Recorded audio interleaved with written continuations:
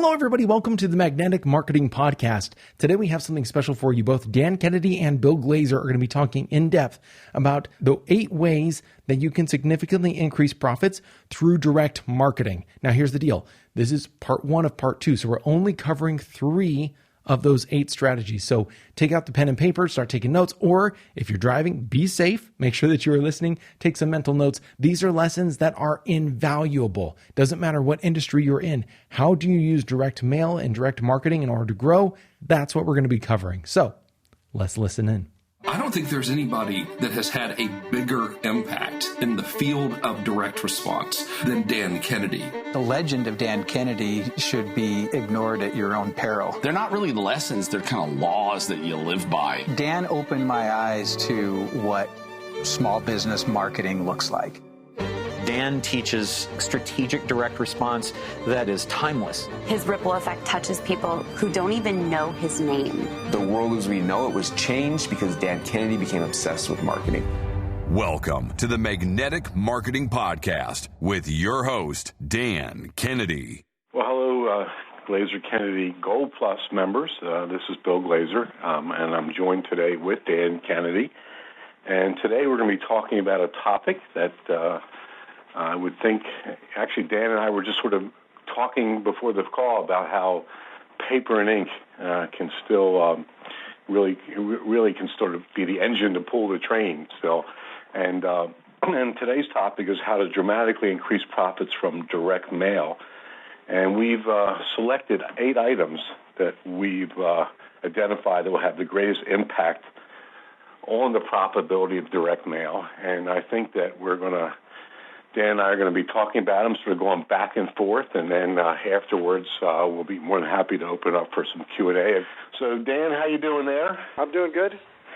So let's jump in on our list of 8 things that have the greatest impact. And the first on that list should be no surprise to people. And if it is not what they're expecting to hear once they think about it, it makes perfect sense, is the who that you target to. So, Dan, I'm going to let you get started with the who, and then we'll just sort of go back and forth on that. Well, I think it's where a lot of direct mail goes awry, and people who don't get the kind of response or return on investment that they were hoping for or would like from direct mail, very often, if they come to me about it, they come looking for help with the piece itself, and in many cases the problem is, not the piece so much as it is who they are sending it to. And I will often counsel people that when you go, if you're using rented lists, for example, there's almost no list where the entire list is going to be productive and profitable for somebody. It is only going to be segments of the list that are going to prove productive and profitable. And so the more you know about who your customer really is, statistically, demographically, as well as psychologically and behaviorally, the more you know about them, the more likely you are going to be able to make direct mail work effectively. It's really an exclusionary process, meaning if there's 100,000 affluent homeowners in your market area who might statistically by income work for your high-end restaurant and wine bar, there's probably only 5,000 of the 100,000 who are ideal, and it's about getting rid of the 95,000 and being able to focus on the 5,000. And so, there's simple things like married versus single, and have kids, don't have kids, income, value of house when you're talking about consumers, and then you're drilling down a lot deeper into their behavior and what they've purchased in the past. had some data in front of me from Rodale, the big health book publisher, in preparation for a seminar I'm doing this weekend. And, one of the things that really boosted Rodale's business was their discovery that, which once it's said, it sounds painfully obvious, but that the person far more likely than any other person to purchase a health book is somebody who has purchased a health book within the previous 4 weeks. And so with that piece of information now, you attack lists differently than without that piece of information. And so identifying who you should be selling to and then going out to very specifically and narrowly, even at times expensively, matching up with that precise who is a real key to making direct mail work. I think generally speaking, the game is at least 50% list, if not more, and only 50% then divided up between product, service, offer, price, creative, meaning copy, and presentation, and all of those other factors. Well, and I've heard you say so many times, Dan, and I think it's worth repeating, is the fact that this is generally a smart place to be thinking about spending some money in, as far as trying to narrow down the who list as much as possible. And usually, even though people tend to struggle with that, but because they'll buy a list of 5,000 names, let's say, and they'll merge that against another list, and they'll come up with maybe 1,300 names, and they'll think of all the wasted names that they purchased, and that bugs them. But the reality is, when you can sort of narrow that list as much as you can, the money that you spent on the wasted names is really money well spent, because you can now just target your who as much as possible, and you can go much deeper in that. I mean, I had a client of mine that owns 7 banks actually, but there was one specific bank that they were trying to build up their deposits in, particularly in the commercial world. And we very, very, very narrowed down that list of potential customers. And I was able to, which was a really nice luxury to have, I was able to basically spend as much money I had to spend on each of the mailing pieces. So each mailing piece was a semi-elaborate, what we call lumpy or dimensional mail. And the response were terrific. Now, by the way, part of the advantage of being able to spend as much money as I wanted to on those pieces had a lot to do with how naive the bank was with not knowing about that. But that was okay. And we ought to, I guess, Dan, we ought to talk about lists itself as far as where to go find information. I mean, there's 2 main types. There's what we call responsive and compiled lists. So can you just sort of identify those for people? Yeah, and what you've just been discussing where really you have a throwaway factor, I prefer to call it that than a waste factor, exists far more with response lists than it does with compiled lists, although it's still there. I mean, so simplistically, a compiled list is that which has been assembled by a compiler from either a single source or a multiplicity of sources of public records. So, if you rent a list, for example, of recently bankrupt people, that's public records compilation. If you simply rent consumers by age, homeowners, and approximate household income, that's been compiled from public records. A response list now is a list of people who have responded. So they have either purchased something, subscribed to something, or requested information about something. And those lists are in the commercial rental marketplace. And so if you're running, again, a high-end restaurant or retail store that deals with wine and gourmet foods, a compiled list that may or may not work for you would be in your zip codes, in your community, would be probably homeowner of a certain age, of a certain household income. You probably improve your odds by doing married only.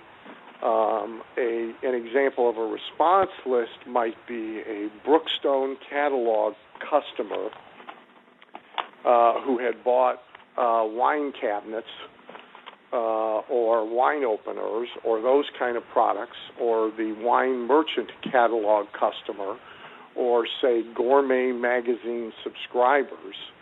And now out of that list, the age and homeowner and those statistics merged against it.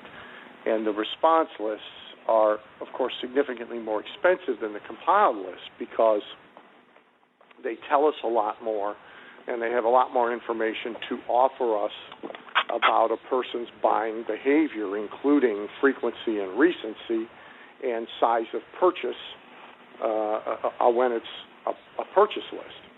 So if I was in your business, your old business, retail menswear, what might be important to me on a list of GQ subscribers might be their recency of subscription.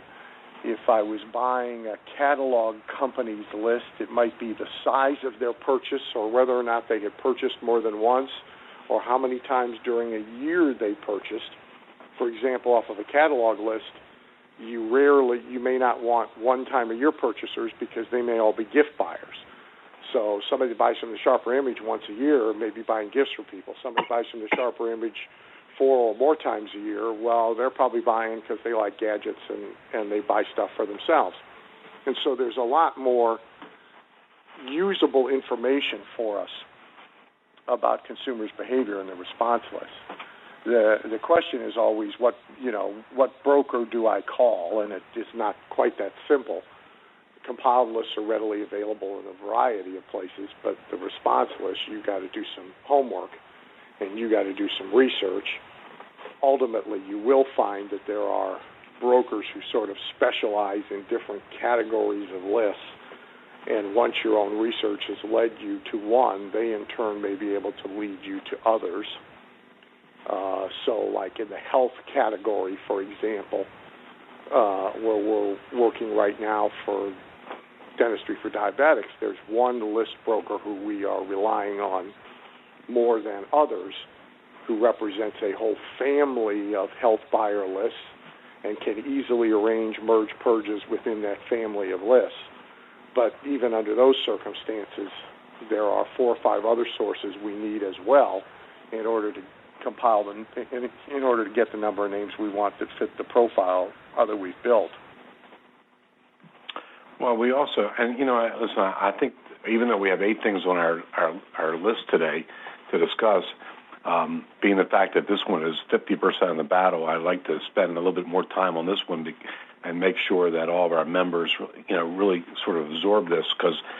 So now that we talked about the 2 major types of lists, let's just spend a little time talk about, as far as information itself. And you touched on it, but I'd like you to maybe expand on a little bit of the difference between geographic information and also psychographic information. Well, look, most people, if they do list selection at all, they think, especially the local business owner or sales professional or whatever, they usually think in terms of first of all, geography, as you said. So radius around my store or office, traffic patterns within a city. These zip codes make sense. These zip codes don't make sense. Then demographics are sort of public domain statistical data: age, marital status, kids, no kids, pets, no pets, income, value of house, that sort of thing.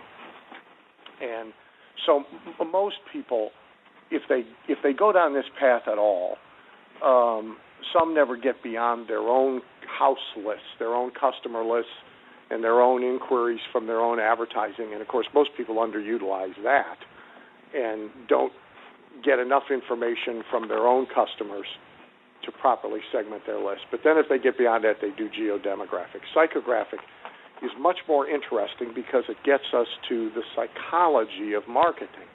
And so, I've always said direct marketing is about psychology and math. And so psychographics allow us to get to the psychology of marketing. And so within a simple thing like multi-buyer versus infrequent or single buyer from a particular catalog, well, that tells us something about how that person behaves towards catalogs in specific and in general towards direct mail. And of course, the universe of catalogs, the universe of magazines, and the universe of newsletters allows us to get very, very specific. So if you take something like the Wall Street Journal or Investors Business Daily, and we're talking about we have some kind of a financial offer. In the Wall Street Journal, Investors Business Daily, big, broad publication. We know a lot demographically about their readers. They can give us a profile of age and income and that sort of thing. But they can't give us much psychographically other than these people are interested in investing.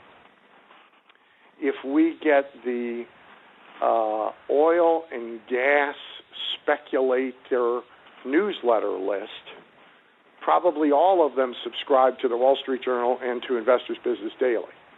But because they pay $495 a year to subscribe to the oil and gas speculator, if we take the time to learn a little bit about that publication, we find the key word here is speculator.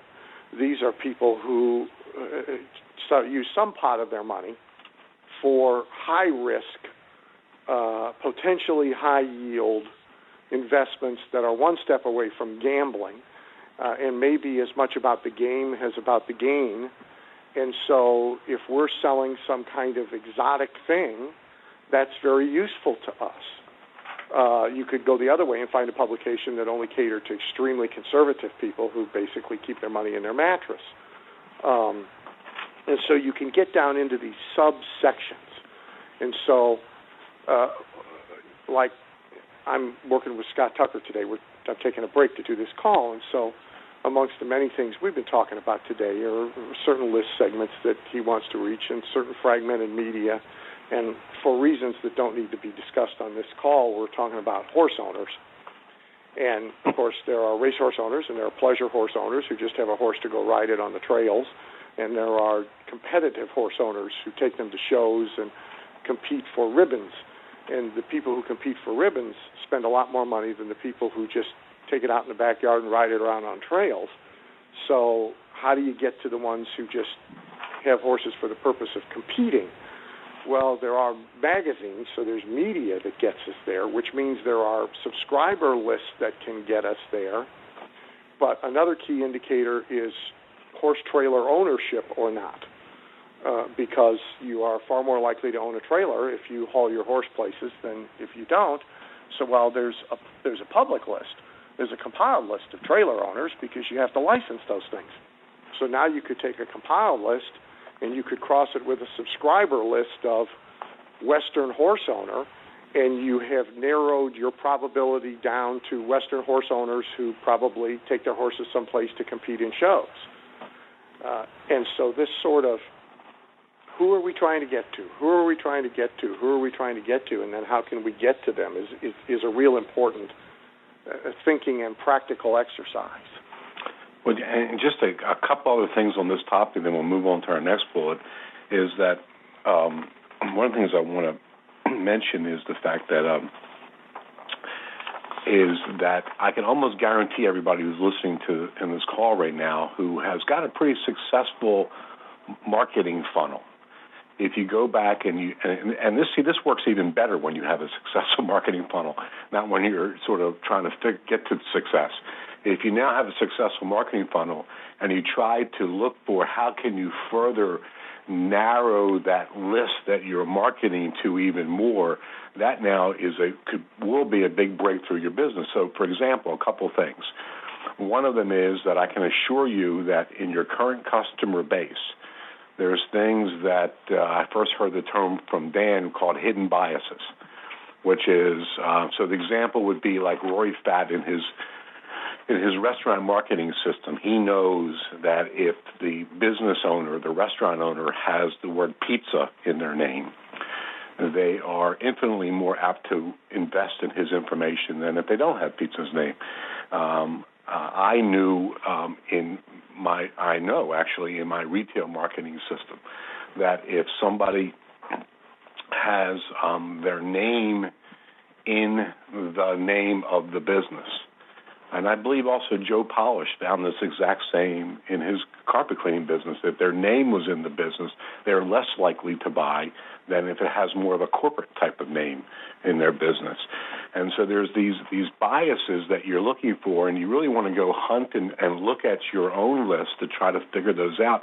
So now if you now go buy a list, so in Rory's case, if he goes out and buys a list, he's looking for all the ones that have got pizza in their name.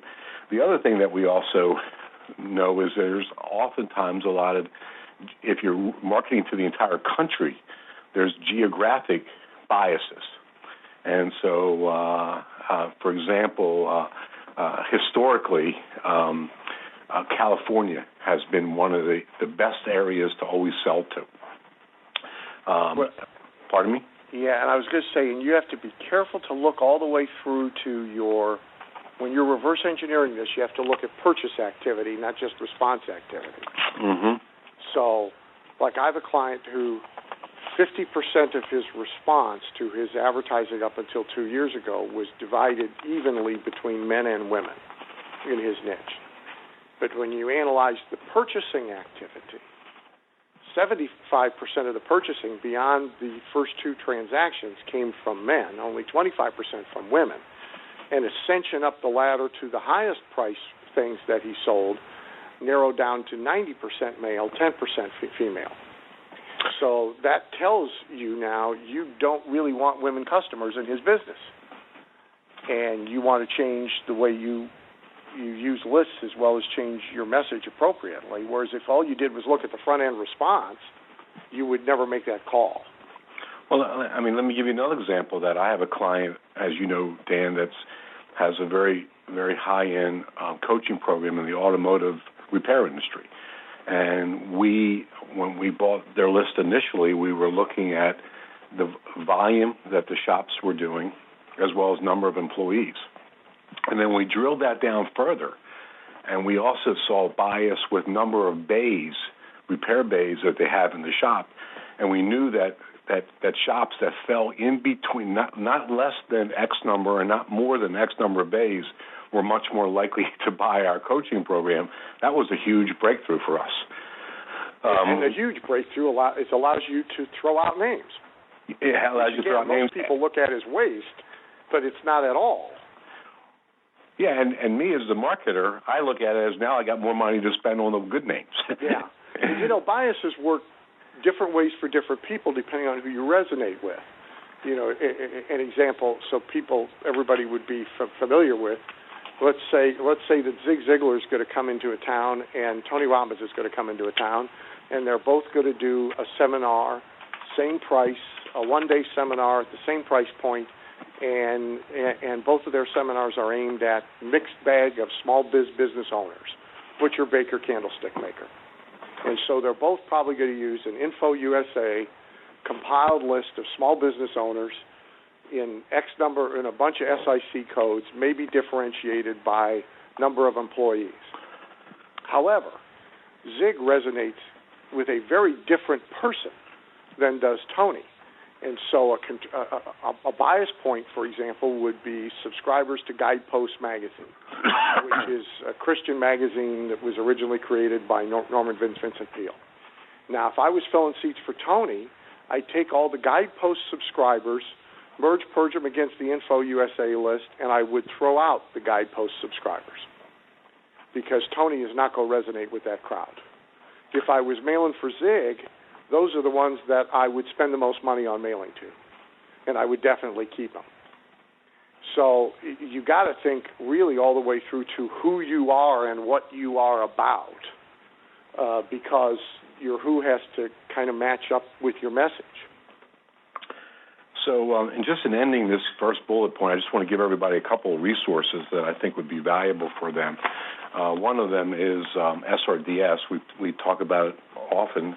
I had actually an opportunity to meet with them. I recently went to the Direct Marketing Association conference. I met with them, and I'm trying to get them right now to do a gold call for us in the future. But SRDS is a place where you can go where all the commonly available lists are compiled. Other resources that would be very valuable for our members if you're looking for finding out research is you go online. There's wordtracker.com. You can find exactly how many people are searching for particular keywords, which would be valuable for you if you're trying to narrow down lists. Alexis.com is another good one.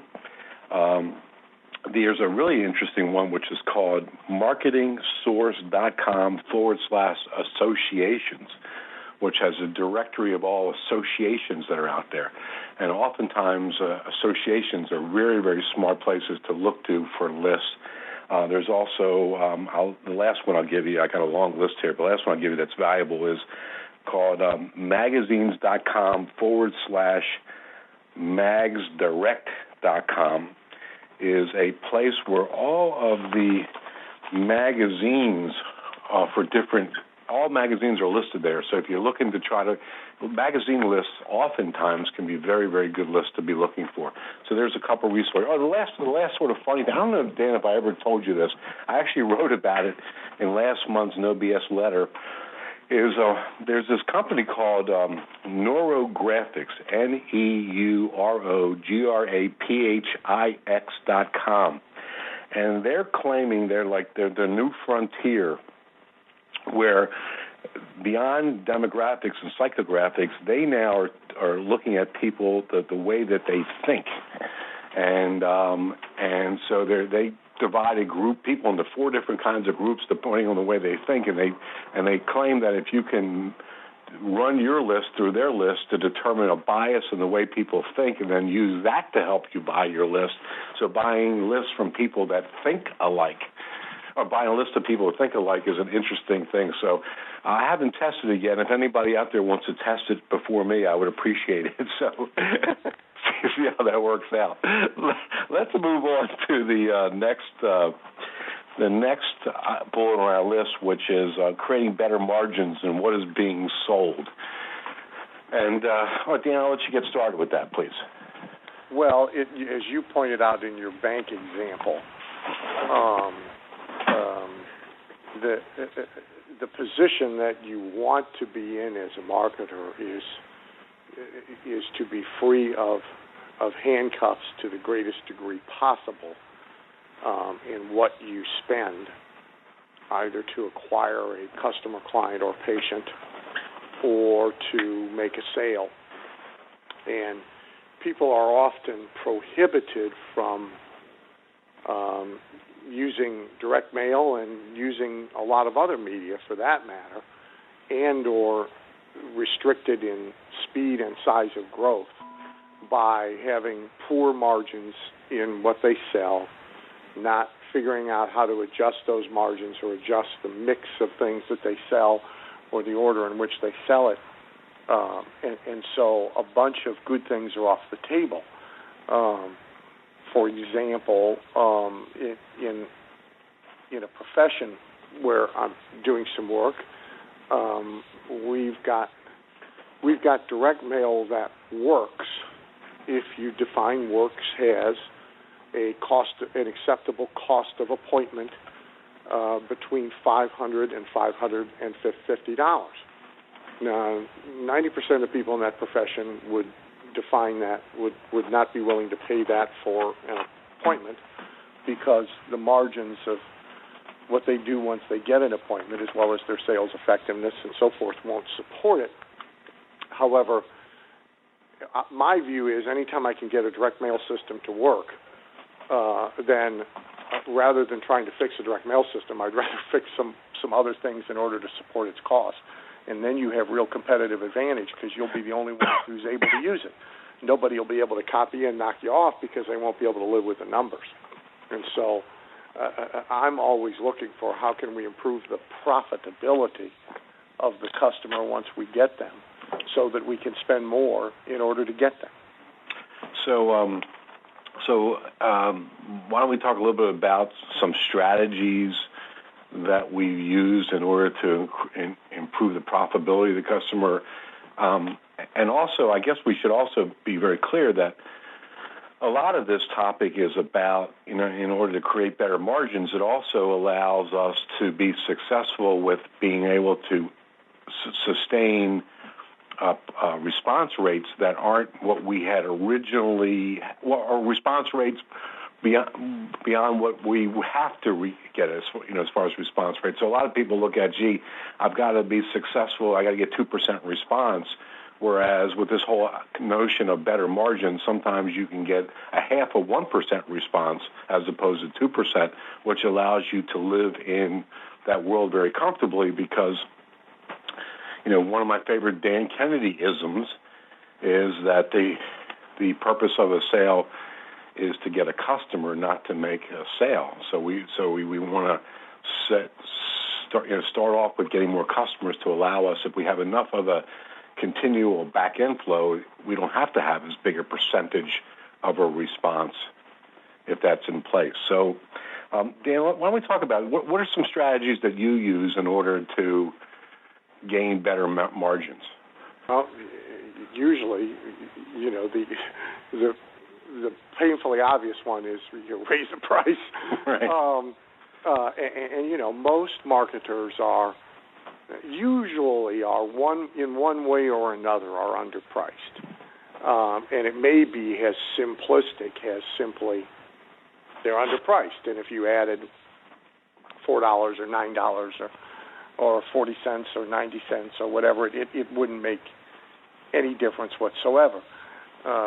We've learned in the world of direct response, in solo direct mail packages where you are selling a product, let's say a weight loss product. Like I have a client right now I'm working with who has this margin problem.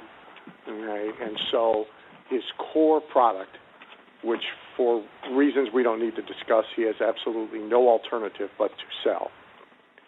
The margin just will not support direct response. It should be 8 to 10 times cost, and it's really closer to 3 times cost. So, what do you do? Do you walk away from direct mail? Well, no. You start trying to figure out, what else can you do, right?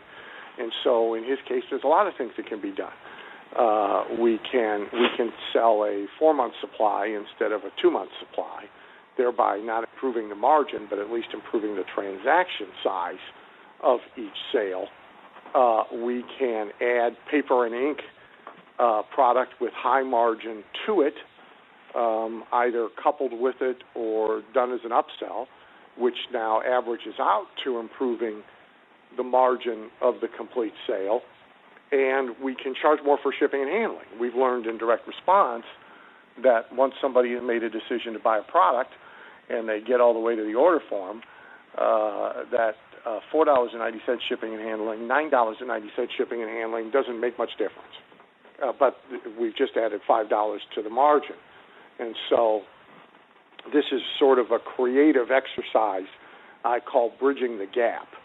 And so you have this gap that has occurred between your cost of making the sale and at your existent margin and transaction size, which you can afford to make the sale, and the gap is X dollars. Most people's reaction to the gap is to simply throw up their hands in the air and walk away from it altogether. The ones who try and solve it are usually looking for one solution, and you don't build a bridge out of one piece of wood. So usually it's a combination of a number of solutions that chip away at and gradually bridge that gap. So I first look to price, then I look to ways to to sort of package around the core product. And so can we get more money for shipping and handling? Can we have a basic and a deluxe version? Can we sell them 4 months instead of 2 months? Can we add something to it that has, if this has not such a good margin, what can we add to it that has great margin in the electronics business, which everybody's experiencing because we're Christmas. You know, the margins in those products have gone into the toilet, which is why all electronics retailers very aggressively try and sell you an extended warranty. And you see businesses now selling you extended warranties on things like bookcases. Why do you need that? You don't, but they do, because the margin in the extended warranty is exceptional. And so these are the kinds of things that you have to think about. I was recently in a high-end pen store and was pitched on and was looking at pens. And they have a 3-year extended warranty for the pen. For the pen. It's a pen, but it's a $99 3-year extended warranty. Anything goes wrong with the pen, even if you lose the pen, we'll replace the pen. Well, my suspicion. Did you ask them how many people take the warranty? Well, no, I didn't. But my suspicion is the margin in the warranty is somewhere around 90%. That would be my suspicion. And so, you know, these are the kind of things that we're constantly looking at. Let's move on to our next item on the list, which is kind of linked to this other topic of creating better margins, which is improving the total customer value. You know, a lot of what we've seen, two things. Number one area to attack is the value itself of the initial transaction. So, and as you know, like you talked about, Dan, you know, having the AB offer or the basic or deluxe offer, amazing when we offer a more expensive offer, how many people will take that offer. We've experienced, which has been a huge shock to us and delight, by the way, that in the Phenomenon, the new DVD that was recently launched, we offered an additional a product with that called Triggering the Phenomenon, which was a full-day seminar that Dan delivered the day before last year's Super Conference. And 76% of the people took that offer of moving that sale from a $40 sale to almost a $100 sale. Changed dramatically our economics around a lot, and it significantly improved the customer value for us. It also made us now think in terms of making some changes to our business. Another good example of that you'll be hearing from, by the way, next month is Lloyd Irving, who's a practitioner in the Phenomenon. He's in the Phenomenon. He's also in my Info Mastermind group. And in our recent meeting, we were discussing how he's moved in his martial arts studio. The average martial arts studio is charging $60 to $70 a month for martial art training for young students, and his price is $340 a month. And what he did was he rebundled what he actually delivers. It now has 40% of the people now taking the $340 a month option, which suggests that he needs to have yet another price higher. But he substantially is improving the whole customer total, the total customer value substantially, allowing him to, you know, be able to do a whole lot more in his marketing, including his direct mail.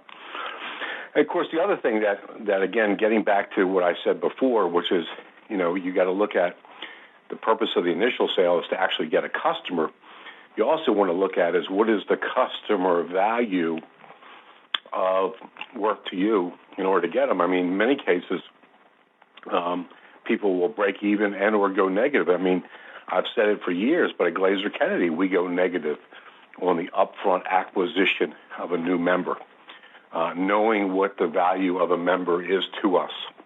And so knowing what the total value of that customer is and being able to improve the value can make a world of difference in your direct response. Before we move on from there, Dan, anything you want to add to that? Yeah, quickly. Well, one thing I would say is, just as a little piece of inside information about going negative for people, I mean, all great direct marketing fortunes, what a decade ago we would have said mail order fortunes, all great direct marketing fortunes, there's three things that are true about them, without a single exception. One is they involve and are largely driven by direct mail. Two, more importantly, they all go negative in acquiring customers, and are cheerfully willing to do that. And three, their direct mail customer acquisition portion of their business functions at 0.25% or less response. And so, if you're going to violate any of those three tenets, you know that you're not following a sort of time-tested, proven, overwhelmingly supported formula for success. And so most people aren't willing to go negative because, in most cases, they don't have their customer value act together. And customer value is a very complicated thing. It deals with the initial transaction. It deals with repetition or frequency or retention or both, as it does in our business. And it deals with ascension. It deals with speed of repeat purchase. And so, the dry cleaners who gets the customer back and into a habit of coming in every 2 weeks is infinitely better off than the dry cleaner who has the customers with the habit of coming in every 6 weeks. And that won't happen by accident. That has to happen strategically. And so customer value is a very complicated thing, but it's really, really important to work on all aspects of it so that you have the ability to do the things on the front end that can actually grow a business. Thank you for listening to the Magnetic Marketing Podcast with Dan Kennedy. If you love hearing in on these lost Dan Kennedy talks and speeches and calls, then please let someone else know about this podcast. That's how you can help it to grow. And the more it grows, the more free Dan Kennedy we can bring to you. Also, Dan would love to give you the most incredible free gift ever, designed to help you make maximum money in minimum time. Now, this free gift comes with almost $20,000 in pure money-making information for free, just for saying maybe. You can get this gift from Dan right now at nobsletter.com. Not only will you get the $20,000 gift, you're also going to get a subscription to 2 marketing newsletters that will be hand-delivered by the mailman to your mailbox each and every month. One from Dan Kennedy and one from me, Russell Brunson. To get this gift and your subscription, go to nobsletter.com right now.